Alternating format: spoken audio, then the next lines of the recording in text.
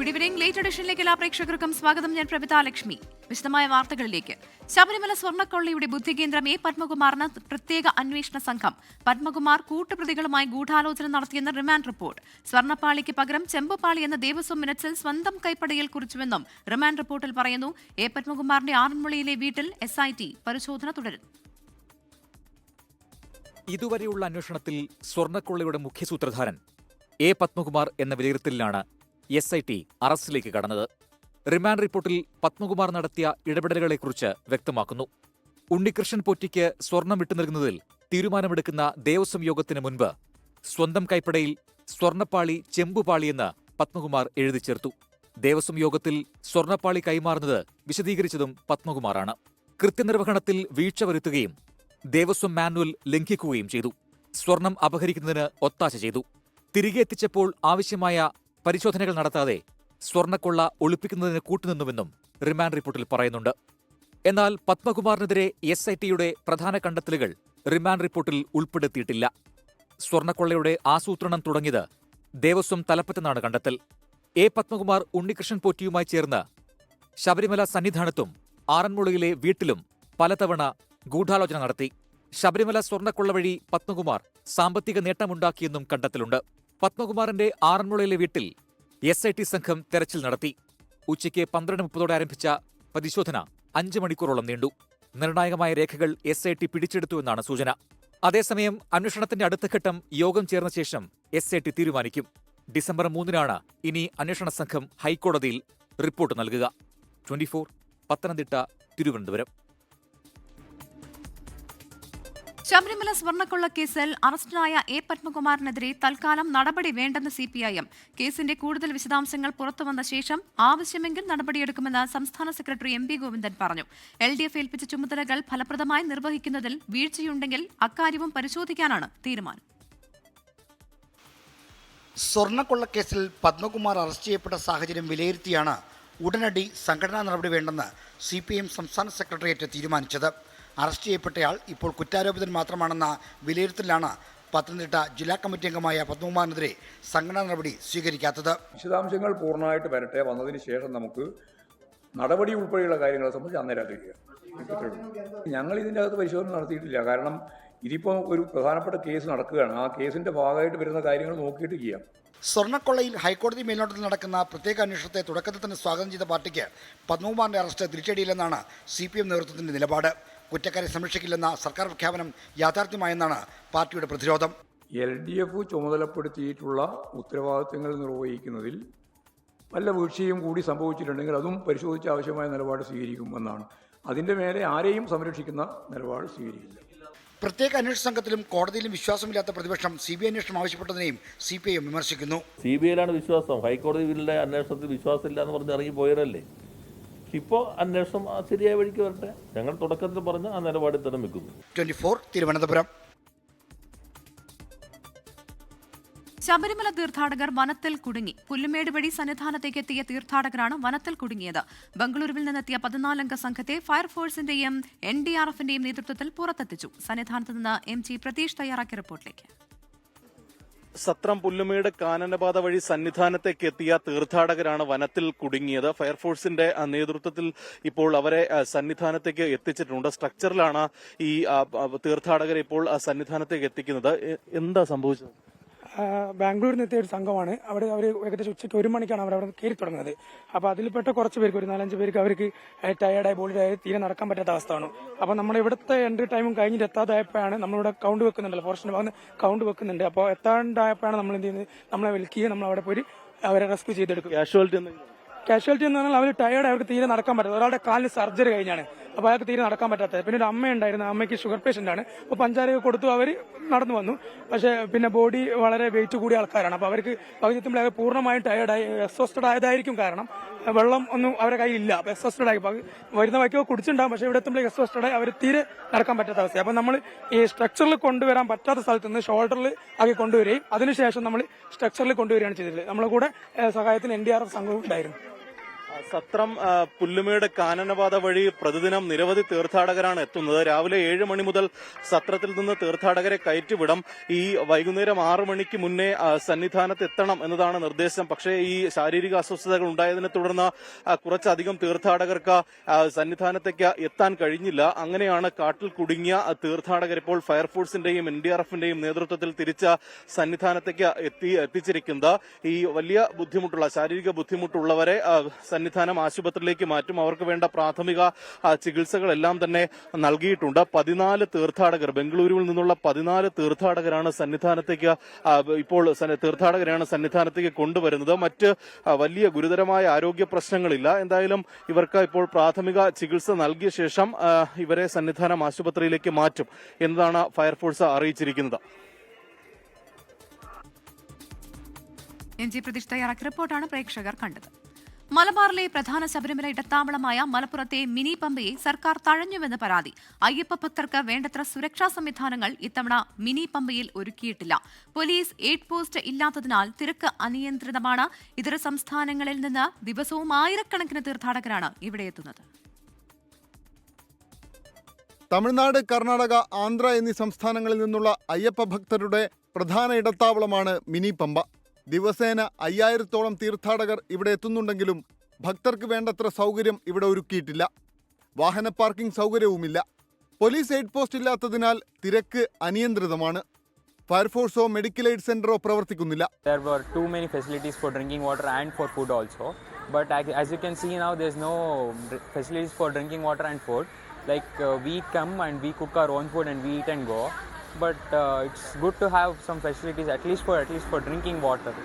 2021 വരെ എല്ലാ വർഷവും മണ്ഡലകാലത്ത് 10 ലക്ഷം രൂപ ചെലവഴിച്ച് ജില്ലാ ടൂറിസം പ്രൊമോഷൻ കൗൺസിൽ മിനി പമ്പയിൽ സൗകര്യമൊരുക്കുമായിരുന്നു. 24 മണിക്കൂറും പ്രവർത്തിക്കുന്ന മെഡിക്കൽ എയ്ഡ് സെന്റർ, ഡോക്ടറുടെ സേവനം, വെള്ളം ലഭ്യമാക്കുന്നതിനുള്ള ടാങ്ക്, ആരോഗ്യവകുപ്പിനും ഫയർ സർവീസിനും ആവശ്യമായ പവലിയനുകൾ, ശുചീകരണ തൊഴിലാളികളുടെ സേവനം എന്നിവ DTPC ആയിരുന്നു ഒരുക്കിയിരുന്നത്. സർക്കാർ പണം നൽകാതെ വന്നതോടെ DTPC പിന്മാറി. ഇത്തവണ ഇടത്താവളമായി പോലും മിനി പമ്പയെ പരിഗണിക്കുന്നില്ല. 24 തിരൂർ.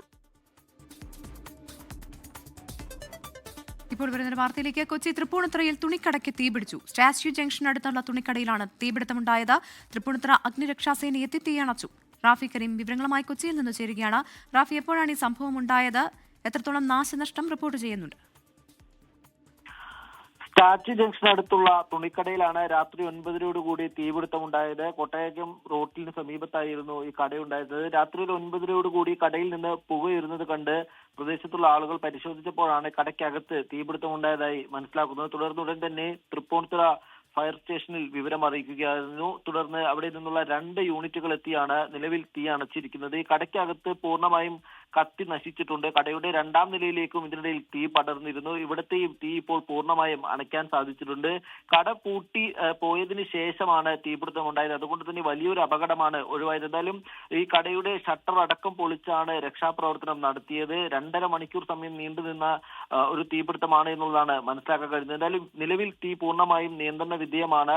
പോലീസും ഒപ്പം തന്നെ അഗ്നിരക്ഷാ പ്രവർത്തകരും നിലവിൽ സ്ഥലത്തുണ്ട്. ശരി, റാഫി കരീമാണ് വിവരങ്ങൾ നൽകിയത്. തദ്ദേശ തെരഞ്ഞെടുപ്പ് ചൂടിൽ കേരളം.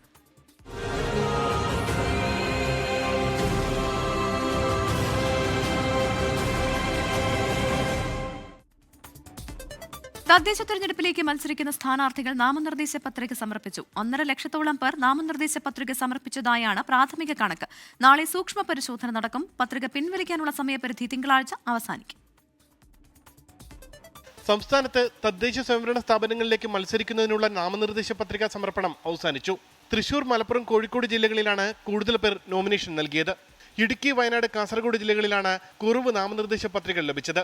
നേരിട്ടും നിർദ്ദേശകൻ വഴിയുമെല്ലാം സമർപ്പിച്ച പത്രികകളുടെ സൂക്ഷ്മ പരിശോധന നാളെ നടക്കും. സൂക്ഷ്മ പരിശോധനയ്ക്ക് ശേഷം മത്സരിക്കുന്ന സ്ഥാനാർത്ഥികളുടെ പട്ടിക റിട്ടേണിംഗ് ഓഫീസർ പ്രസിദ്ധീകരിക്കും. തിങ്കളാഴ്ചയാണ് പത്രിക പിൻവലിക്കാനുള്ള അവസാന ദിവസം. തുടർന്ന് റിട്ടേണിംഗ് ഓഫീസറുടെ ഓഫീസിലും ബന്ധപ്പെട്ട പഞ്ചായത്ത്, മുനിസിപ്പാലിറ്റി, നഗരസഭാ ഓഫീസുകളുടെ മുന്നിലും മത്സരിക്കുന്ന സ്ഥാനാർത്ഥികളുടെ പട്ടിക പരസ്യപ്പെടുത്തും. ഡമ്മി സ്ഥാനാർത്ഥികൾ സൂക്ഷ്മ പരിശോധന കഴിഞ്ഞാൽ തിങ്കളാഴ്ചയ്ക്ക് മുൻപ് നാമനിർദ്ദേശ പത്രികകൾ പിൻവലിക്കും. വിമതന്മാരെ പിൻവലിപ്പിക്കുന്നതിനുള്ള തീവ്ര ശ്രമത്തിലാണ് രാഷ്ട്രീയ പാർട്ടികൾ. നാമനിർദ്ദേശ പത്രിക സമർപ്പിച്ചവരാകട്ടെ പ്രചാരണം കൊഴുപ്പിക്കാനുള്ള തിരക്കിലുമാണ്. 24 തിരുവനന്തപുരം.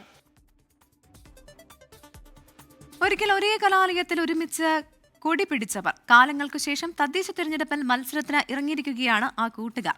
നാമനിർദ്ദേശ പത്രിക സമർപ്പിച്ച ശേഷം അവർ വീണ്ടും ആ കലാലയ മുറ്റത്തൊത്തുകൂടി. പാലക്കാട് ഗവൺമെന്റ് വിക്ടോറിയ കോളേജിൽ നിന്ന് ആയിഷത്തുൽ ഷംന തയ്യാറാക്കിയ റിപ്പോർട്ടിലേക്ക്.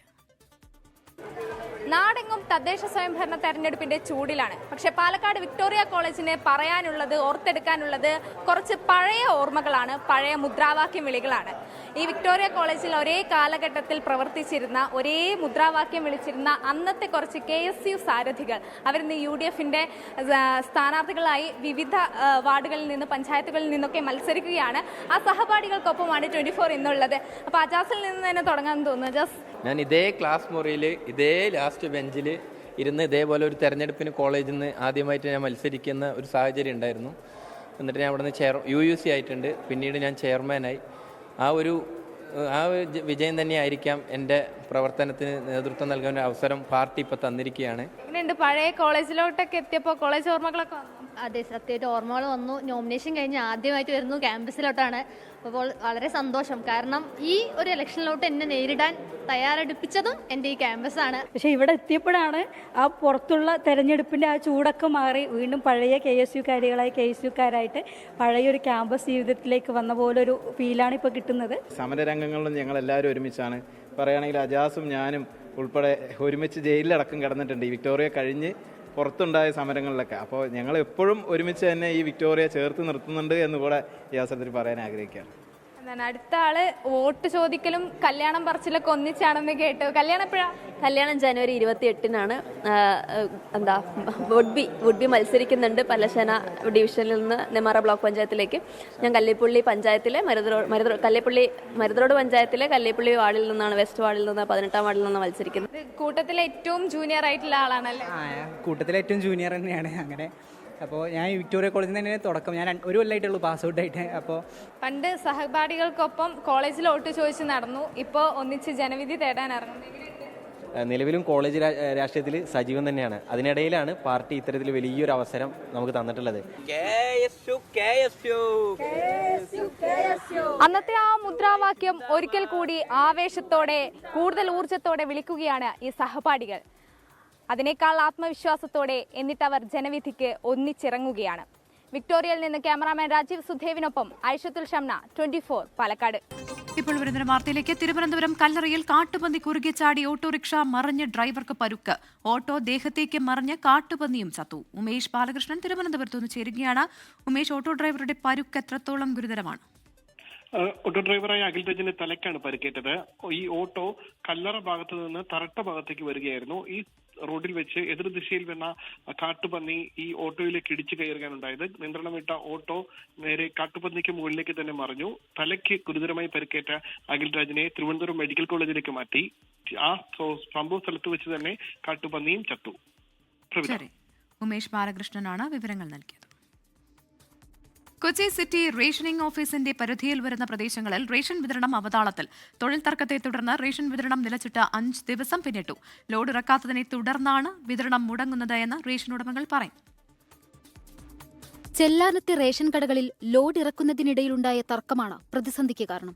രാത്രി വൈകി ലോഡ് ഇറക്കുകയാണെങ്കിൽ അധിക പണം നൽകണമെന്ന് ചുമട്ടുതൊഴിലാളികൾ ആവശ്യപ്പെട്ടു. എന്നാൽ പുറത്തുനിന്ന് ചുമട്ടുതൊഴിലാളികളെ ഉപയോഗിച്ച് ലോഡ് ഇറക്കിയതോടെ തർക്കമായി. റേഷൻ വിതരണം നിലച്ചിട്ട് 5 ദിവസം പിന്നിട്ടു. മാടവനയിലെ ഒരു ലോഡ് അരി വൈകിട്ട് 5 മണിക്ക് ശേഷം ഇവിടെ വന്നപ്പോഴേക്കും ഇറക്കാൻ വേണ്ടി വന്നപ്പോൾ ഇവിടെ പണിക്കാർ അവർ പണി കഴിഞ്ഞ് വീട്ടിലേക്ക് പോയി എന്നാണ് പറഞ്ഞത്. അപ്പോൾ അത് കോൺട്രാക്ടർ അൺലോഡിങ്ങിൽ വിളിച്ചിട്ട് അവിടുത്തെ തൊഴിലാളികളെ കൊണ്ട് ഇറപ്പിക്കുകയാണ് ഉണ്ടായത്. മിക്ക കടകളിലും പുഴുക്കലരി എന്ന് പറഞ്ഞ സാധനം സ്റ്റോക്കില്ല. എല്ലാ കടകളിലും ഈ മാസം പണി തുടങ്ങിയിട്ട് ഒരു ട്രിപ്പ് മാത്രമേ 5 കിൻഡൽ അരിയൊക്കെ എല്ലാ കടകൾക്കും പുഴുക്കലരി കൊടുത്തിട്ടുള്ളൂ. കൊച്ചി സിറ്റി റേഷനിംഗ് ഓഫീസിന്റെ കീഴിൽ 100ഓളം റേഷൻ കടകളുണ്ട്. 40% റേഷൻ കടകളിൽ മാത്രമാണിപ്പോൾ ലോഡ് ഇറക്കുന്നത്. റേഷൻ സാധനങ്ങൾ എത്താത്തതിനാൽ റേഷൻ കടക്കാരും കാർഡുടമകളും തമ്മിൽ തർക്കം പതിവായി. ലോഡ് ഇറക്കാത്തതിനെ തുടർന്നാണ് വിതരണം മുടങ്ങുന്നതെന്ന് റേഷൻ ഉടമകൾ പറയുന്നു. 24 കൊച്ചി. കൊല്ലം കാവനാട് മീൻപിടുത്ത ബോട്ടുകൾക്ക് തീപിടിച്ചു. അഷ്ടമുടി കായലിൽ മുക്കാട് ഭാഗത്ത് നങ്കൂരമിട്ടിരുന്ന 2 ബോട്ടുകൾക്കാണ് തീപിടിച്ചത്. ബോട്ടുകൾ പൂർണ്ണമായും കത്തിനശിച്ചു. പാചകവാതക ഗ്യാസ് പടർന്നതാണ് തീപിടുത്തത്തിന് കാരണമെന്നാണ് പ്രാഥമിക നിഗമനം. ഇന്നുച്ചയ്ക്ക് 1 മണിയോടെയാണ് തീപിടുത്തമുണ്ടായത്. ഒന്നിച്ച് നങ്കൂരമിട്ടിരുന്ന ബോട്ടുകളിൽ 2 എണ്ണത്തിൽ നിന്ന് തീ പടരുന്നത് കണ്ടതോടെ മത്സ്യബന്ധന തൊഴിലാളികൾ ബോട്ടുകളുടെ കെട്ടഴിച്ചുവിട്ടു. കൂടുതൽ ബോട്ടുകളിലേക്ക് തീ പടരുന്നത് ഇതോടെ ഒഴിവായി. സെന്റ് ജോർജ് തുരുത്തിൽ ഐസ് പ്ലാന്റിന് സമീപത്തായി ബോട്ടുകൾ അടിഞ്ഞു. യഹോവ, ഹല്ലേലൂയ എന്നീ ബോട്ടുകളിലാണ് തീ പിടിച്ചത്. കായലിന്റെ നടുഭാഗത്തായതിനാൽ ഫയർഫോഴ്സിന് വാഹനമെത്തിക്കാൻ കഴിഞ്ഞില്ല. ഐസ് പ്ലാന്റിൽ നിന്നുള്ള വെള്ളം ഉപയോഗിച്ച് ഫയർഫോഴ്സ് ശ്രമം നടത്തിയെങ്കിലും പൂർണ്ണമായി വിജയിച്ചില്ല. കാറ്റ് കാരണം തീ ആളിപ്പടർന്നതും പ്രതിസന്ധിയിലായി. ഐലൻഡാണ്, അവിടെ നമ്മുടെ വള്ളത്തിലോ അല്ലെങ്കിൽ വേറെ എന്തെങ്കിലും സൗകര്യത്തിലോ എത്താൻ പറ്റില്ല, വഴിയില്ല, വഴിയുള്ള സ്ഥലമല്ലത്. അപകടത്തിൽ 2 മത്സ്യത്തൊഴിലാളികൾക്ക് നിസാര പരിക്കേറ്റു. ആന്ധ്ര സ്വദേശികളായ രാജു, അശോക് എന്നിവർക്കാണ് പൊള്ളലേറ്റത്. തീപിടുത്തത്തിന്റെ കാരണം സ്ഥിരീകരിച്ചിട്ടില്ല. പാചകവാതക ഗ്യാസ് പടർന്നതെന്നാണ് പ്രാഥമിക നിഗമനം. 24 കൊല്ലം. കല്യാൺ സിൽക്സിന്റെ ഓണക്കാല ഓഫറായ ഓണക്കോടിക്കൊപ്പം 2 കോടി എന്ന സമ്മാന പദ്ധതിയിലൂടെ മാരുതി ബെല്ലീനോ കാർ സ്വന്തമാക്കിയ 12 വിജയികളിൽ 6 പേർക്ക് കാർ കൈമാറി. എറണാകുളം ഹോസ്പിറ്റൽ റോഡിലെ കല്യാൺ സിൽക്സ് ഷോറൂമിൽ നടന്ന ചടങ്ങിൽ Kalyan silks and hypermarket ചെയർമാനും മാനേജിംഗ് ഡയറക്ടറുമായ TS പട്ടാഭിരാമൻ താക്കോൽ കൈമാറി. Kalyan silks and hypermarket executive ഡയറക്ടർമാരായ പ്രകാശ് പട്ടാഭിരാമൻ, മഹേഷ് പട്ടാഭിരാമൻ എന്നിവരും സമ്മാനദാന ചടങ്ങിൽ പങ്കെടുത്തു. Thrissur palace road Kalyan silks ഷോറൂമിൽ വെച്ച് നടന്ന ആദ്യഘട്ട സമ്മാനദാന ചടങ്ങിൽ 6 പേർക്ക് ഇതിനോടകം കാറുകൾ നൽകിയിരുന്നു.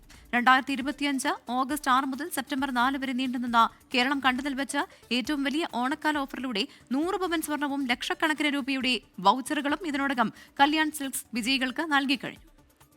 കല്യാൺ സിൽക്സിന്റെ ഓണത്തോടൊപ്പം 2 കോടി എന്ന സമ്മാന പദ്ധതിയുടെ 12 മാരുതി സുസുക്കി ബലേനോ കാറുകൾ നമ്മൾ കൊടുക്കുകയാണ്. ഇന്നത് കൊടുത്തു കഴിഞ്ഞു. ഒരുപാട് സന്തോഷമുണ്ട്. ഇനിയും കല്യാൺ സിൽക്സിന്റെ ഓണത്തോടൊപ്പം 2 കോടി എന്ന സമ്മാന പദ്ധതി വൻ വിജയമാക്കി തരണം.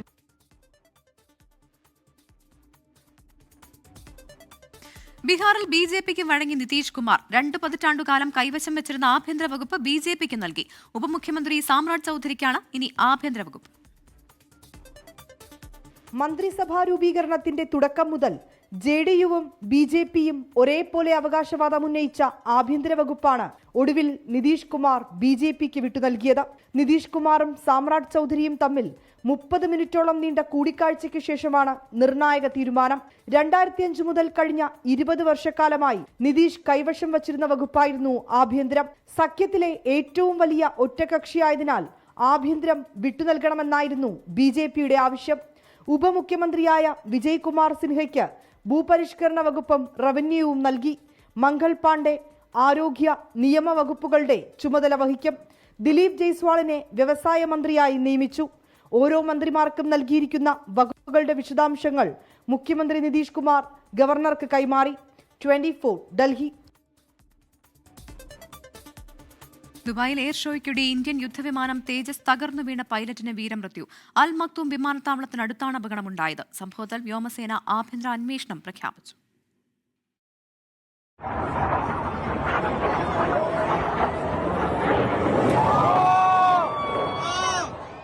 ദുബായ് സമയം ഉച്ചയ്ക്ക് 2:10 ദാരുണമായ അപകടം. ആദ്യ റൗണ്ട് അഭ്യാസ പ്രകടനം പൂർത്തിയാക്കിയതിന് പിന്നാലെയാണ് അപകടം. അഭ്യാസ പറക്കലിനിടെ അതിവേഗം താഴേക്ക് കൂപ്പുകുത്തി വന്ന വിമാനം നിലത്ത് വീണ തീഗോളമായി മാറുകയായിരുന്നു. ഉടൻ രക്ഷാപ്രവർത്തകർ എത്തി തീയണച്ചു. അപകടത്തിൽ പൈലറ്റ് വീരമൃത്യു വരിച്ചതായി അറിയിച്ച വ്യോമസേന സംഭവത്തിൽ ആഭ്യന്തര അന്വേഷണത്തിന് ഉത്തരവിട്ടു. 115 രാജ്യങ്ങളിൽ നിന്നായി 200ഓളം വിമാനങ്ങളാണ് ദുബായ് എയർ ഷോയിൽ പങ്കെടുക്കുന്നത്.